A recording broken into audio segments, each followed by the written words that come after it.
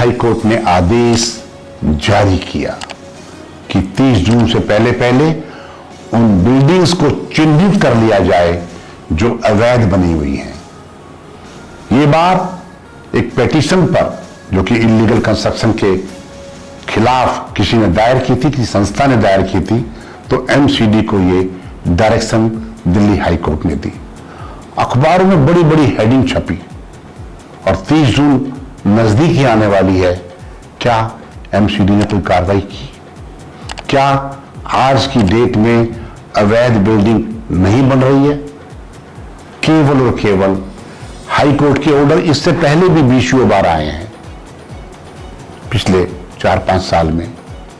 जब जब कोई पिटीशन दायर करता है इलीगल कंस्ट्रक्शन की, इलीगल इंक्रोचमेंट की, हाई कोर्ट डायरेक्शन तो दे देती है, लेकिन डायरेक्शन को कौन इंप्लीमेंट करेगा, डायरेक्शन का कंप्लायंस कौन देगा? वो देगा अल्टीमेटली वही विभाग जो वास्तव में इस सारी अवैध निर्माण की जड़ में है। जब जब हाई कोर्ट या कोई और संस्था, संवैधानिक पद पर बैठे लोग या सरकार डायरेक्शन देती है, अवैध कंस्ट्रक्शन तो नहीं रुकती, इंक्रोचमेंट तो नहीं रुकती, केवल एक काम होता है, वो होता है कि इन भ्रष्ट अधिकारियों के रेट बढ़ जाते हैं। ये वीडियो बनाने का मकसद ये है कि किस प्रकार से एमसीडी के लोग ही शामिल हैं सारी अवैध कंस्ट्रक्शन के अंदर, अवैध निर्माण के अंदर, जहां बिल्डर माफिया एक तरफ जिम्मेवार है, लेकिन दोषी है कौन? एमसीडी के भ्रष्ट अधिकारी। एमसीडी के भ्रष्ट अधिकारी खुलेआम, खुले तौर पर बिल्डर्स को न्योता देते हैं, आओ बनाओ।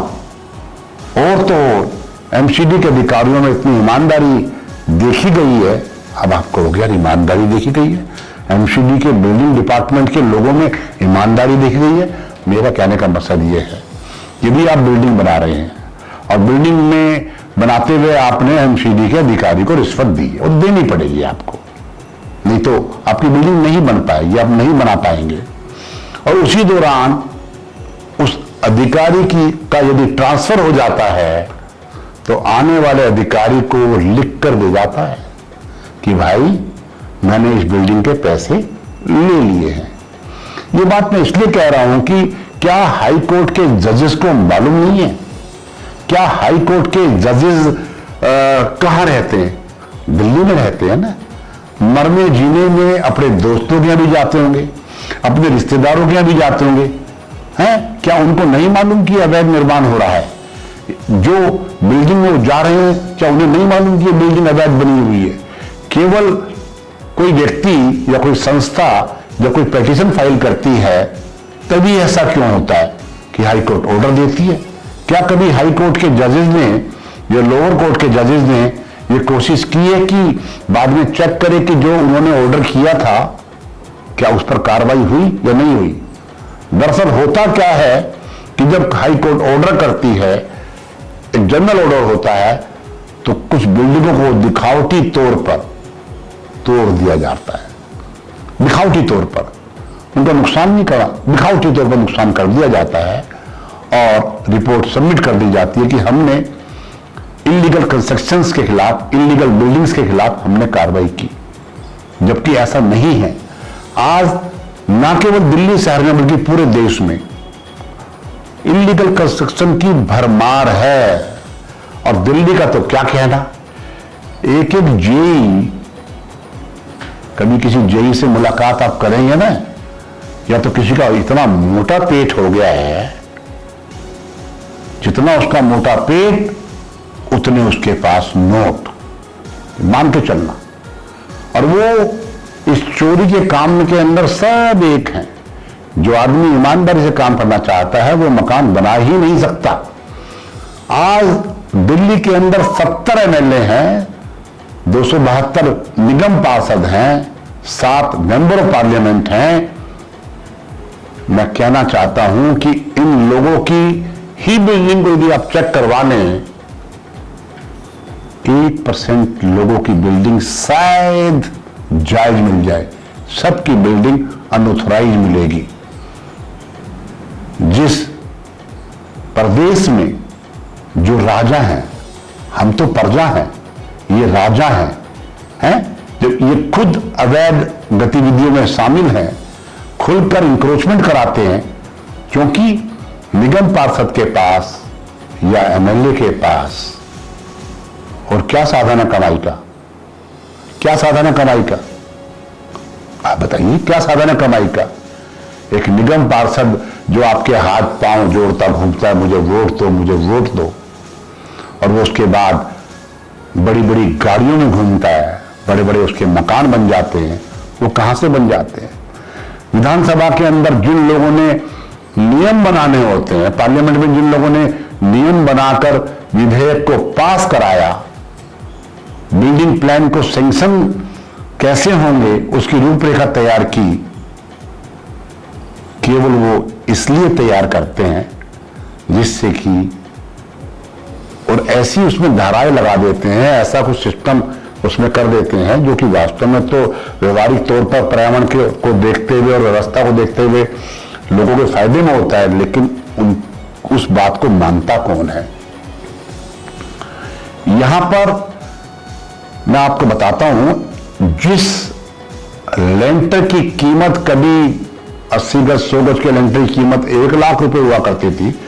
हमारे चैनल का नाम मेरी रोहनी है, मैं मेरी रोहनी की बात कर रहा हूं, रोहनी के बारे में बात कर रहा हूं। अब उस लेंटर के 100 गज मकान के लेंटर के 3 से 4 लाख रुपए लिए जा रहे हैं, और खुलेआम लिए जा रहे हैं। एमसीडी के लोगों ने दलाल छोड़े हुए हैं।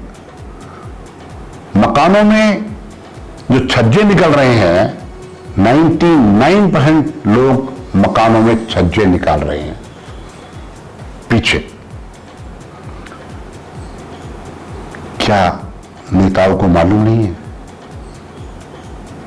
क्या एमसीडी के लोगों में इस बात का उनको जानकारी नहीं है? उन्हें सब जानकारी है, उन्हें उस चीज से मतलब नहीं है।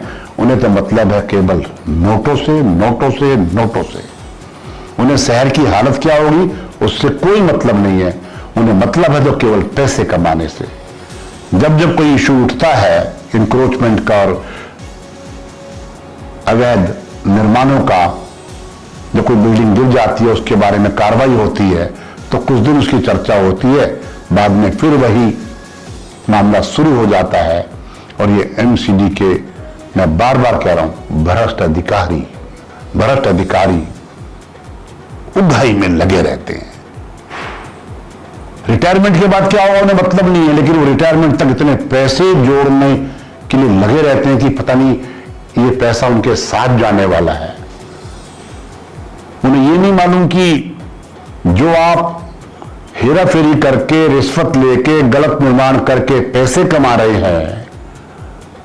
मुझे जेई ने कहा, परिचित जेई था, किसी फंक्शन में मुलाकात हुई तो मैंने उससे कहा कि यार ये आप लोग क्यों करप्शन में शामिल हैं?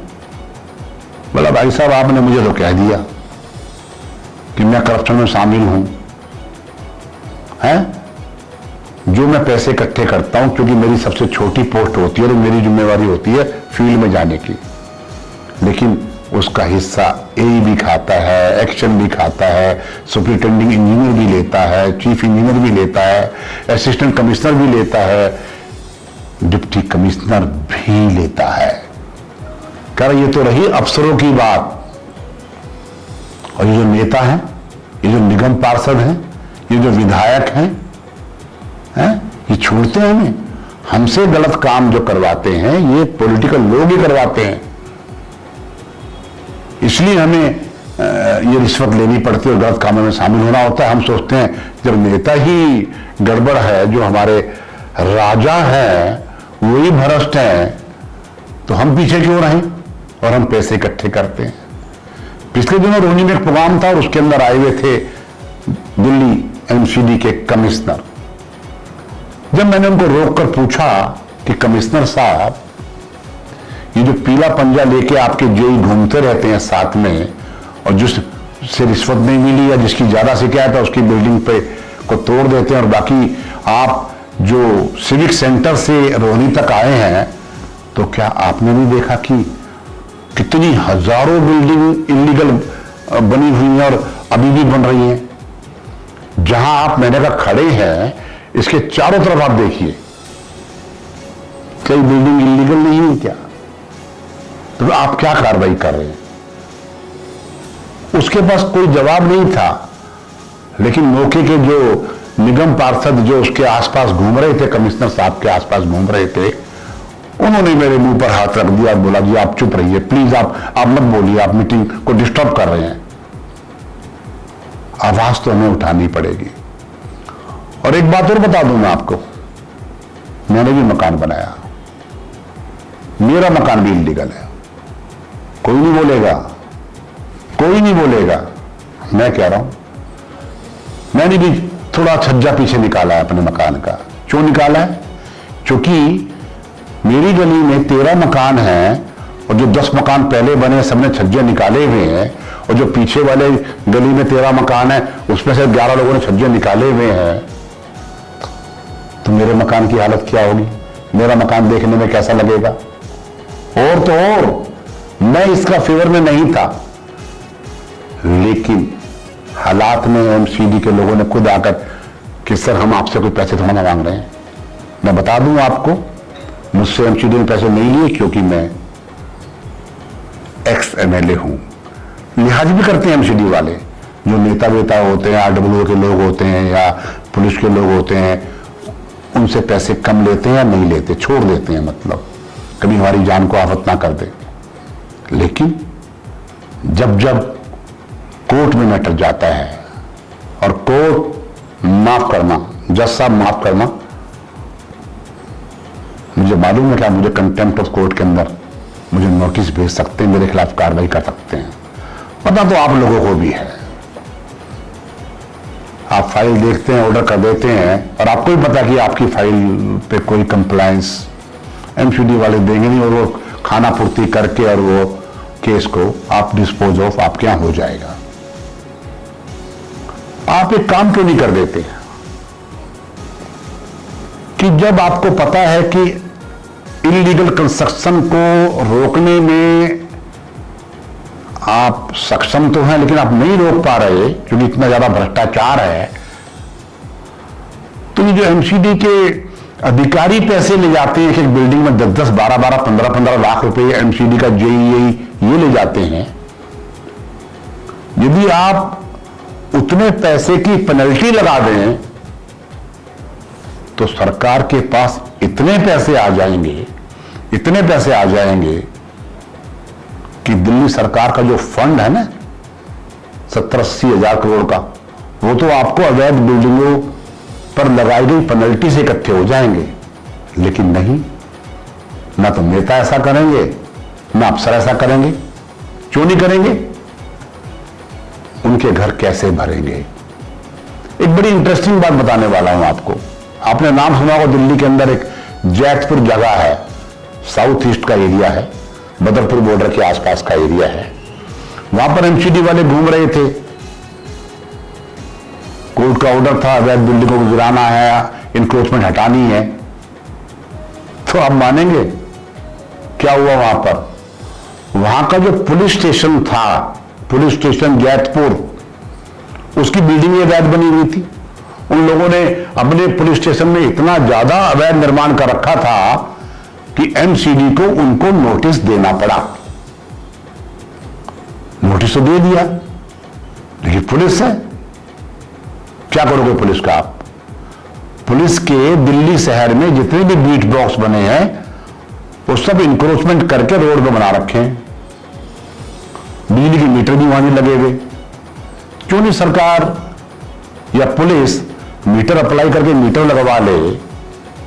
आजकल तो एयर कंडीशन भी लगे हुए हैं। रोहिणी में मैंने देखा है कि जो बीट बॉक्स हैं जहां वो बीट के कांस्टेबल वगैरह बैठ जाते हैं, आराम करते हैं, ड्यूटी देते हैं, वहां एयर कंडीशन लगे हुए हैं, लेकिन बिजली डायरेक्ट आ रही है। तो जयपुर थाने को दिया नोटिस, कार्रवाई कब होगी या नहीं होगी? लगता है आपको कार्रवाई होगी? मतलब मुझे एक बात बताओ, जब किसी की बिल्डिंग गिरानी होती है तो पुलिस फोर्स लेके एमसीडी वाले पहुंच जाते हैं, लेकिन थाने को गिराने के लिए पुलिस फोर्स कहां से लेके आएंगे? आपको हंसी आ रही है, मुझे भी आ रही है, लेकिन बात तो सच्चाई है। कहने का मकसद केवल ये, वीडियो लंबी हो रही है, आप बोर भी हो रहे होंगे कि ये भ्रष्ट अधिकारी ही है जो बिल्डर माफिया के साथ मिलकर अवैध निर्माण के को बढ़ाने में आगे लगे हुए और पब्लिक प्रॉपर्टी पर कब्जा करने के अंदर जितना हाथ एमसीडी के अधिकारियों का है, बिल्डर माफिया का है, और पुलिस भी उसमें कहीं ना कहीं भागीदार है, ऐसा मेरा कहना है। इस वीडियो को अधिक से अधिक शेयर करना। वीडियो कैसी लगी कमेंट जरूर करना। कोई बात बुरी लगी हो तो कमेंट में लिखना। आज बस इतना ही। आपका बहुत बहुत धन्यवाद कि आपने इस वीडियो को देखा। कोर्ट के ऑर्डर आते रहेंगे, इंक्रोचमेंट लेकिन बढ़ती रहेगी, रुकने वाली नहीं है, ऐसा मेरा कहना है। आज बस इतना ही। आपका बहुत बहुत धन्यवाद। जय हिंद, जय फौजी।